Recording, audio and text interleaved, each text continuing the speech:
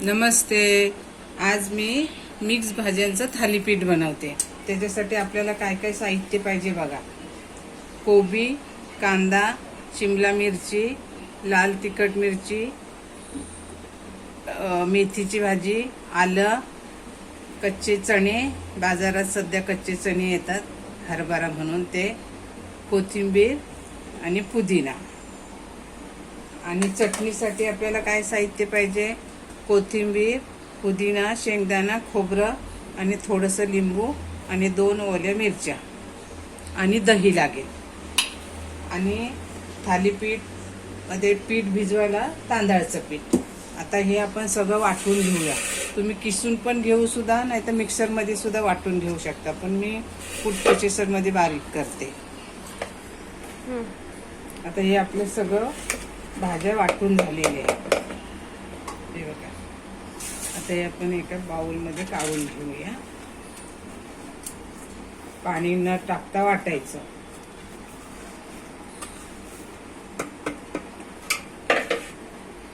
आता ह्याच्यामध्ये चवीनुसार मीठ टाकायचं.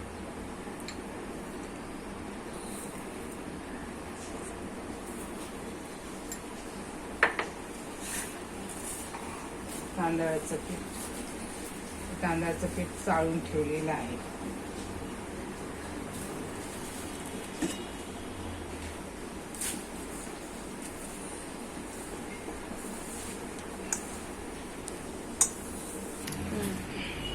आता हा आपला पीठ मळून तयार झाले थालीपीठाचं. ह्याला 1-2 मिनिटं आपण झाकून ठेवा, तोपर्यंत आपण चटणी करूया.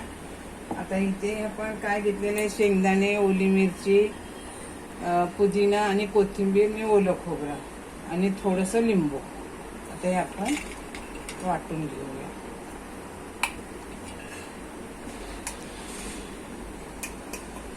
आणि 2 चमचे दही, 2 चमचे दही. दही बघा किती घट्ट झालेले आहे ते. चवीनुसार साखर, चवीनुसार मीठ आणि थोडीशी साखर.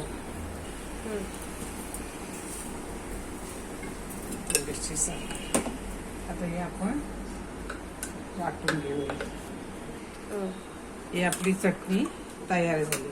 आता याच्यामध्ये थोडा लिंबू पिळायचा. आंबट, गोड, तिखट मस्त होते.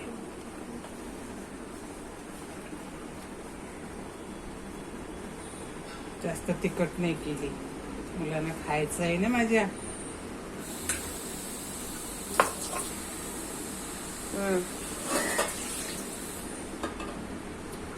आता इथे तवा तापत ठेवलाय. त्यातला एक असा गोळा काढायचा.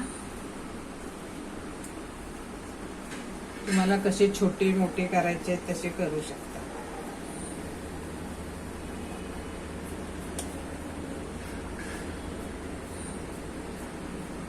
पाण्याचा हात घ्यायचा, कपड्याला पाणी टाकायचं थोडं, म्हणजे ओला कपडा करायचा आणि असे थापायचे.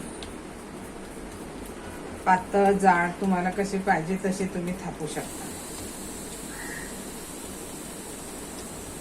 आता भाज्या मस्त बाजारात येत आहेत, भरपूर खायच्या.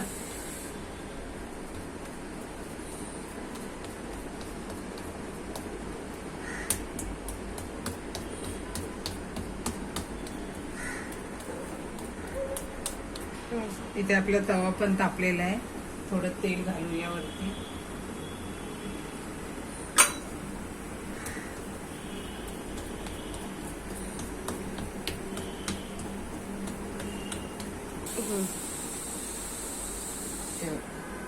असं पातळ करून घ्यायचं अगदी. आता हा तेल पण तापलं आपला आणि आस्तीच तव्यावरती टाकायचं. वरती 2 मिनिटे झाकण ठेवायचं.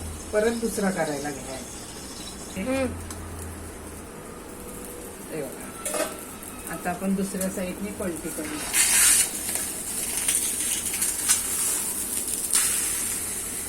असं खरपून भाजून घ्यायचं आहे. लाल कलर आला पाहिजे त्याला.